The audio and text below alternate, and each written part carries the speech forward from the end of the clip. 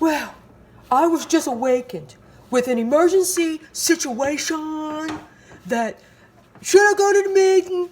Should I go in the back? Should I cough? Listen, Mitch, how old are you? I mean, come on. If you're coughing and you think that, let me say this, do unto others as they will do unto you. If you don't like others coughing on you, then you don't cough on them. That's not a medical answer. It's just because I know a lot of information about the Bible. And look, I gotta go back to bed. It's Sunday. You're gonna get invoiced for this.